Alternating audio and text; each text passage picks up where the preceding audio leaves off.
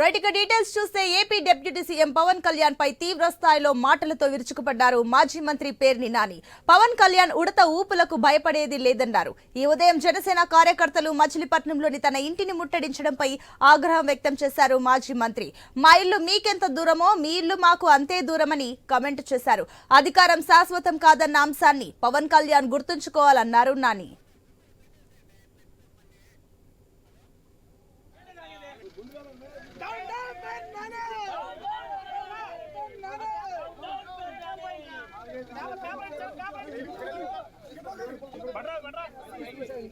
Petrol తెచ్చాను ఏదయ్యా petrol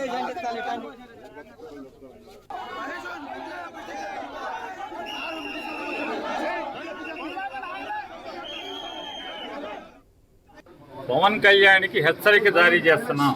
నీ ఉడత ఊపుళ్ళకి నీ చెంచాగాలని పంపించినంత మాత్రాన పేరుని నాని గాని వైఎస్ఆర్ కాంగ్రెస్ పార్టీ గాని నీ ఉడత ఊపుళ్ళకి ఊగేది లేదు, గడిచేది లేదు.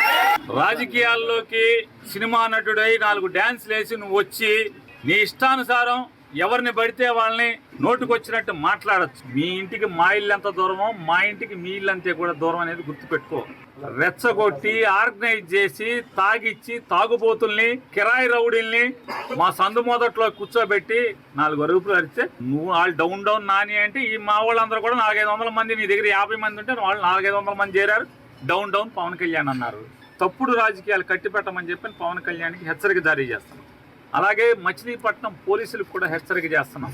ఈ రకమైనటువంటి తప్పుడు ఉద్యోగం మీరు చేయటం మొదలు పెడితే ఖచ్చితంగా బందర్లో హింసా రాజకీయాలు మొదలవుతాయి. పిల్లిని కూడా గదిలో పెట్టి కొడితే తిరగబడి ఒళ్ళంతా పీకుతుంది.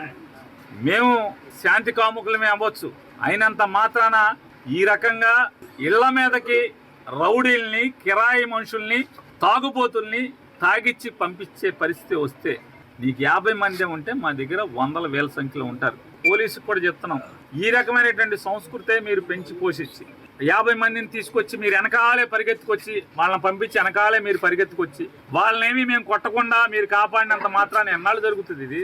మీరు పోలీసులు కనుక కాకి ఉద్యోగం చేయకపోతే